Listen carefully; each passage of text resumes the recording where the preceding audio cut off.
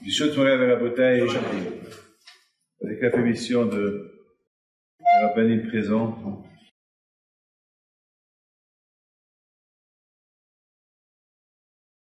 nous sommes privilégiés, on habite en Eretz Israël, on vit les guerres, on vit ce que nos parents ont vécu. Mais nos parents, malheureusement, ils ont vécu, à un moment donné, la destruction d'Israël, la destruction de Beth Amikdash. Nous, on est en train de vivre la construction d'Israël, la construction de Beth Amikdash. Je vous dis quelque chose. Il n'y a rien qui se fait sans raison. Ce qui s'est passé le jour de Simchat Torah, c'est un message, pas que pour les Juifs qui habitent en Israël, mais un message pour le monde entier. Le message, il est clair, que le monde, il tient grâce à la Torah. Le contraire, le jour du Simchat Torah, on devait recevoir les meilleures bénédictions du monde. Et malheureusement, le jour de Simchat Torah, on a eu une gifle, on a reçu une tannée, on a reçu un coup dur. C'est maintenant qu'on découvre, on entend ce qui s'est passé vraiment. C'est affreux, c'est affreux. On a vécu une mini-Shoah. On a vécu, on dirait qu'on était dans un camp de concentration, à Auschwitz, et on a vécu ce qu'eux, ils ont vécu. Tous ces photos, tous ces films, tout ce qu'on est en train de voir. J'ai une nièce, elle se trouvait dans un yishuv où les terroristes sont rentrés, et elle a vu ses copines mourir. Elle est un grand miracle. Ils l'ont pas vu. Une nièce, c'est la petite fille à ma sœur. Il est un miracle. Ils l'ont pas vu. Ils l'ont pas vu. Il se trouvait là-bas. Et non seulement ça, c'est que le bébé pouvait pleurer. Et elle n'a pas pleuré. Encore un miracle. Ça veut dire que Akadosh Baruch Hu, même dans la colère d'Hachem, il y a aussi la miséricorde d'Hachem. Alors chacun de nous, c'est des moments que chacun doit faire un bilan. C'est pas le moment de se poser des questions. Pourquoi Dieu a fait ça? Pourquoi le jour de Simchat Torah? Il n'y aura pas de réponse, parce que le plus que tu auras des questions, tu auras encore plus de questions. Il faut essayer de trouver qu'est-ce que Hachem veut de nous. Eh bien, est-ce que Hachem veut de nous? Peut-être c'est vraiment la Torah. Pour nous qu'on étudie la Torah, peut-être on doit l'étudier encore un peu plus dans la joie. Si vous voyez ce que David Amelech dit que la Torah c'est la joie, c'est la vérité. Alors peut-être ce jour du Simchat Torah, peut-être quand je vais au Khou, il veut nous envoyer un message. Le jour du Simchat Torah, peut-être on n'est pas content. Peut-être qu'on étudie, peut-être on fait Simchat Torah pour l'apéritif, peut-être on a fait Simchat Torah pour des... On peut pas ça. Les calculs d'Hachem, on ne les connaît pas. On ne connaît pas. Le plus important, c'est peut-être, il faut ça derrière nous. Il faut chercher. Qu'est-ce que Hachem veut de? Peut-être il veut qu'on fait les mitzvot dans la joie. Peut-être on doit faire plus. Peut-être il faut faire un peu plus pour le prochain. Peut-être vous savez, on dit qu'avant que Mashiach vient, il y aura la guerre de Gog et Magog.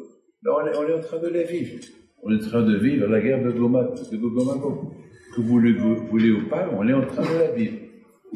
C'est vraiment, on est en train de la vivre. On est en train de voir l'Amérique, la Russie, la Chine, il y a quelque chose. Et le Zohar Kadosh dit que la guerre de Gog et Magog, la guerre de Mashiach, elle va être mondiale, elle va être en Israël, pas en Europe. Elle va se passer en Israël. Vous avez compris ce que je vous dis? Ça va se passer en Israël. Donc, on voit les porte-avions américains ici, on voit les Anglais qui arrivent.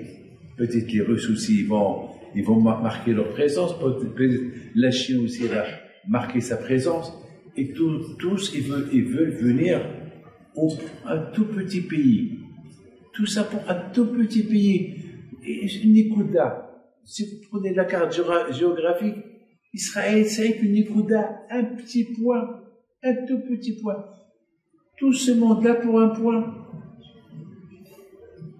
Vous savez, mes amis, prenez un vêtement blanc. Il y a là-bas un point noir. Qu'est-ce que vous voyez le plus? Qu'est-ce qui va vous marquer le plus? Le blanc ou le noir? Le point noir. C'est ça qui va vous marquer. Vous êtes en train de voir un point sur tu as un monde entier et un point de monde.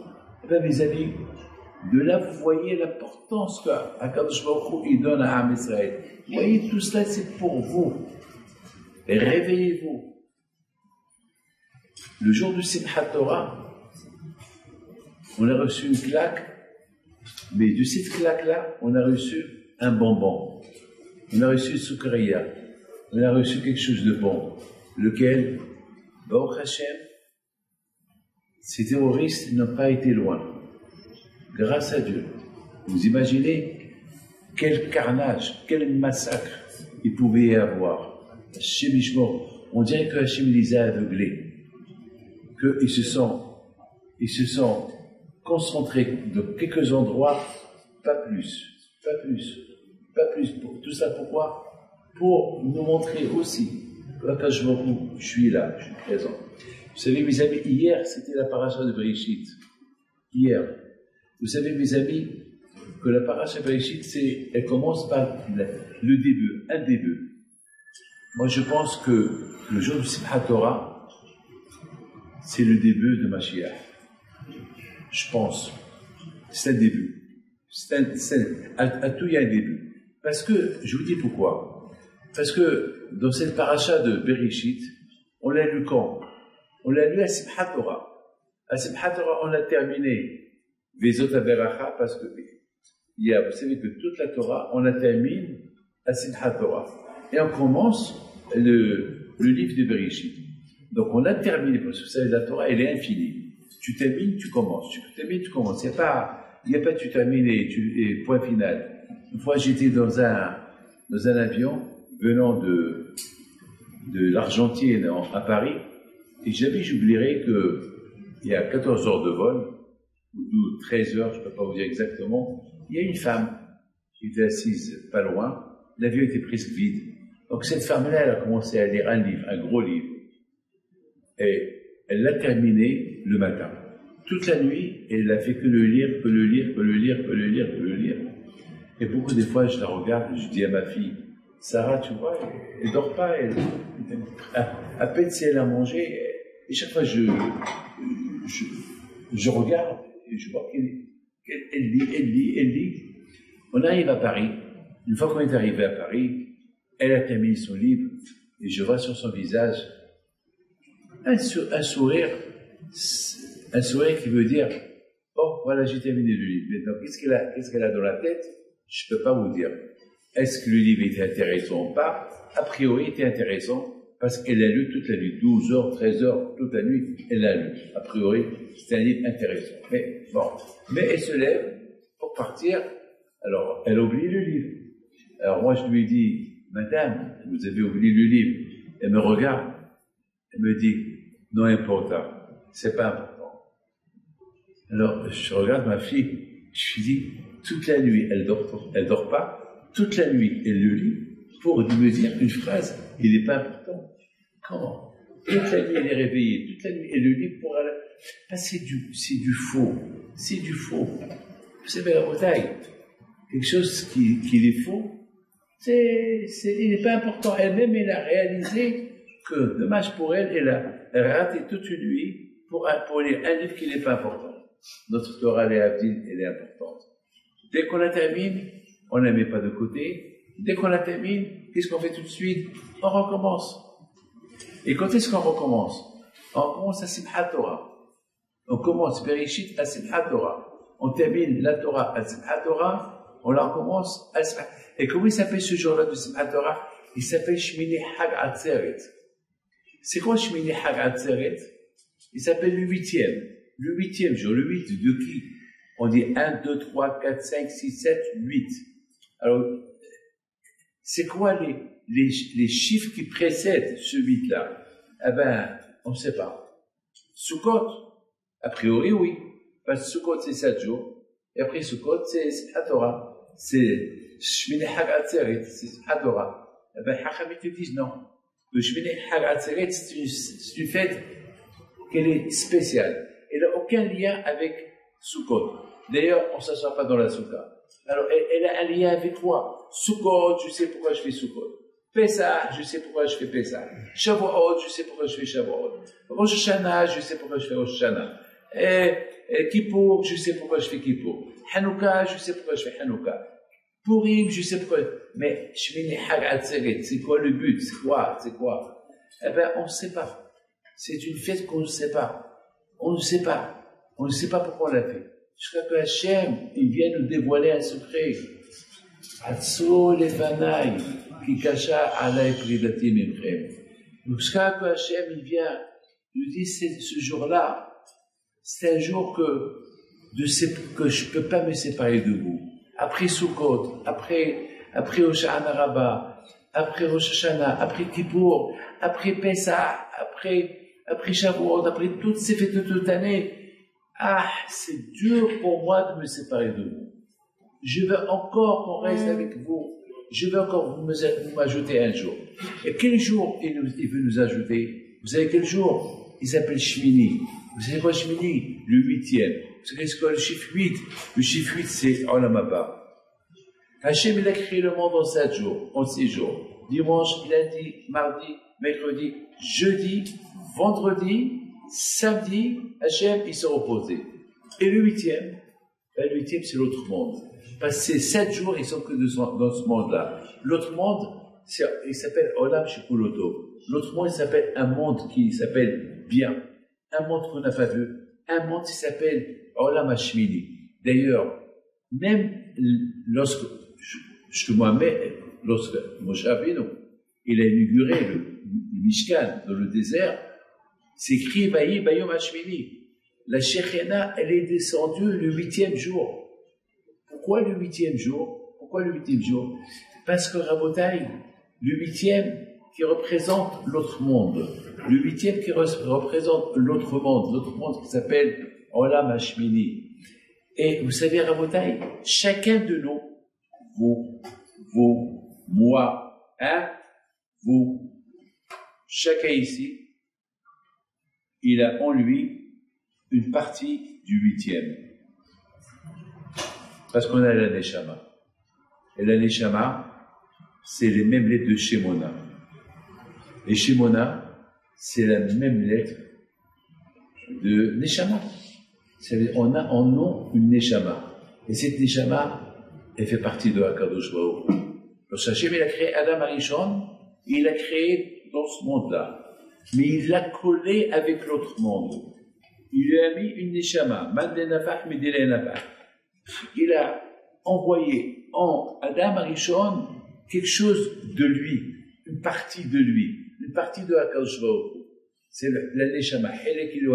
Et Neshama, c'est Shemona. Ça veut dire que chacun de nous, Hashmini Hag Atzeret, la fête de Bayom Hashmini, cette fête-là, chacun de nous, elle se réveille en lui, ce souffle que Hachem, il a soufflé en Adam Arishon. Pourquoi? Parce qu'Adam Arishon, toutes les neshamot des Juifs, ils étaient en lui. Donc, ce jour que Hachem, il a soufflé son souffle dans Adam Arishon, il n'a pas soufflé dans Adam Arishon, il a soufflé dans toutes les neshamot, il a soufflé toutes les neshamot qui vont sortir jusqu'à la venue de Mashiach en Adam Arishon. Et le jour de Simchat Torah, qui s'appelle Shmini Hag Atzeret, on lit de la création du monde jusqu'à où? Jusqu'à la création de Adam. Pourquoi la création d'Adam? Pourquoi on lit jusqu'à la création de Adam Arishon? Parce que ce jour-là qu'Hachem a créé Adam Rishon, il a soufflé en lui ce soufflement qui s'appelle Neshama, qui s'appelle Shemona. Donc voilà, Rabotai, c'est quoi Shmini Hagat? Shmini Hagat Seret. C'est une fête, au fait, pour notre Neshama. Shmini Hagat Seret, c'est une fête de notre Neshama. Toute année, c'est la fête du corps. Shmini Hagat Seret, c'est la fête. C'est pour ça que Hachem dit, Itzvo Lefanai Yom. Maintenant, allez, on va tous danser, on va tous être ensemble, parce que là, on va se connecter, votre Neshama, avec, bien sûr, avec la ptira de Moshe Rabbeinu, qui représente tout Am Israël, qui représentait tous les Neshamot de Am Israël, et voilà, Rabotai, avec Akadosh Baruch Hu, c'est Shmini Hagat Seret. Rabotai, justement, ce jour-là, Akadosh Baruch Hu, il a fait ce qu'il a fait, il n'a rien fait à Akadosh Baruch Hu. Akadosh Baruch Hu, il a simplement voulu qu'on sache dépendre de lui. Il n'y a que Akadosh Baruch Hu. Vous savez combien des gens, en ce moment-là, ils se remettent en question, en ce moment que je vous parle, combien des milliers de Juifs qui sont loin de la Torah, ils se remettent en question. Ils se remettent en question. Regardez, Rabotai, malheureusement, le Beit HaMikdash a été détruit à cause de quoi? À cause qu'il y avait Sinat Chinam, à cause qu'il n'y avait pas d'Ahdout, il n'y avait pas d'union. Et malheureusement, le Beit HaMikdash a été détruit. Il y a un mois et demi, on était presque ici en Israël, pas loin d'une guerre civile entre nous. Gauche, droite, religieux, pas religieux. Mais moi-même, je commençais à avoir peur même de sortir dehors. Je voyais des gens qui me regardaient d'une manière, on dirait que j'étais un monstre. Aujourd'hui, lorsque je marche dans la rue, ben les gens me regardent avec respect. Ceux qui hier ils me regardaient mal, aujourd'hui ils me regardent avec respect. Pourquoi? À 6 ans, aujourd'hui quelque part, on a compris qu'il y a que Ahdout. Et qui nous unit que la Torah? Simchat Torah. Ce qui nous unit, c'est la joie de la Torah. Donc, à Rabotai, cette semaine, c'est Bereshit. Bereshit.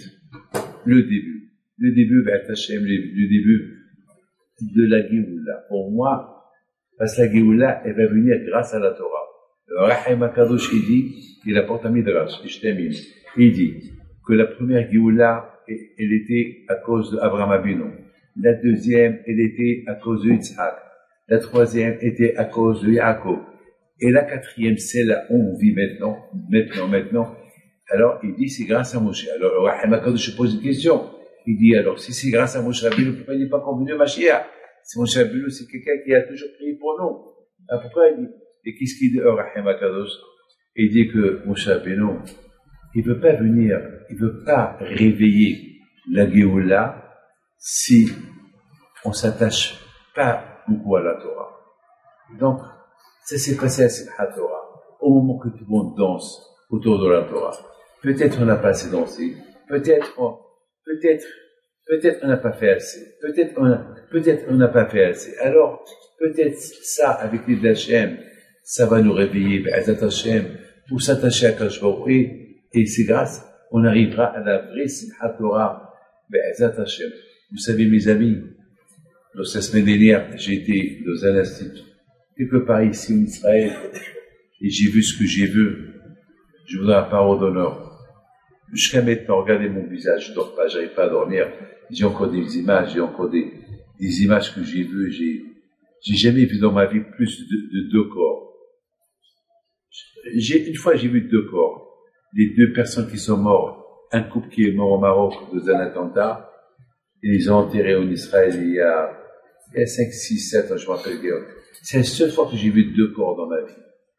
Et là, j'ai vu des centaines. Les mecs, vous savez, c'est dur. C'est dur de vivre avec des images comme ça. Et Baruch Hashem, le bon Dieu nous a fait un grand miracle. J'étais avec Abioel, mon fils, avec Ben Soussan, lorsqu'on est parti là-bas, on devait rentrer dans la grande salle pour pour réconforter un peu ceux qui s'occupent des morts, pour identifier les morts. Et puis, on nous a dit, il faut sortir tout de suite, tout de suite. Qu'est-ce qui se passe, qu'est-ce qui se passe? Il y avait quelqu'un là-bas, un Mehabel, un terroriste. Au départ, ils ne savaient pas que c'était un terroriste. Ils ont trouvé dans ses poches une grenade vivante. Vous imaginez si cette grenade-là, elle aurait explosé? Imaginez-vous, elle aurait explosé. Elle était vivante, hein?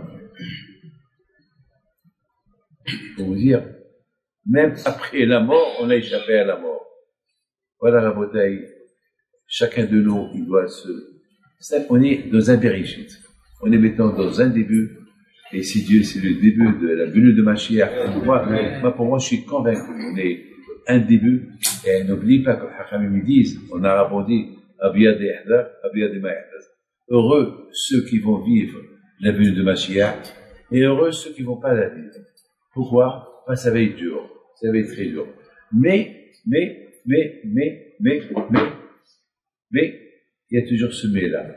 Lorsqu'on fait le hesed, lorsqu'on fait la tzedaka, lorsqu'on étudie la Torah, on la vivra bien. Ça, c'est certain. Donc, à Bouddha, il faut se renforcer dans la Torah, les Hatshamaïm, garder bien notre identité juive.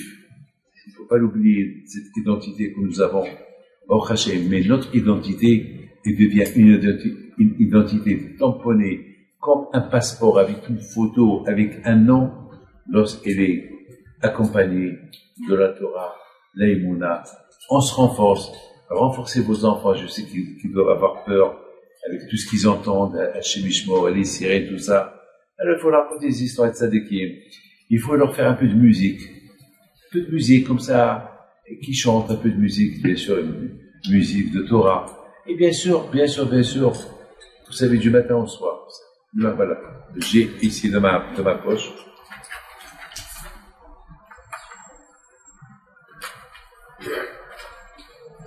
Toute la liste de ceux qui sont kidnappés. Toute la liste, elle est là. Elle est là. Vous savez, des bébés. Tu vois ça. Des pauvres. Nous, Baruch Hashem, on est là. Grâce à Dieu. Baruch Hashem. On est chez nous. Ça va, c'est vrai. On entend des sirènes de temps en temps. Et on sait. Mais ceux-là, ils ne savent même pas quel va être leur sort. On ne sait même pas. Donc, Be'ezat Hashem, Yeratzon, que Akadosh Baruch Hu fasse. Que Be'ezat Hashem, on les reverra. Amen. On a la bouteille chaque jour pendant cette malheureuse guerre, parce qu'elle se termine, si Dieu veut. On fait Minhay Arbit avec un cours de Torah. Et que Be'ezat Hashem, on fera un jour le Gomel, Be'ezat Hashem. Voyons tous ces gens kidnappés, qui sont 126, qui sont là. On les verra en liberté. Amen.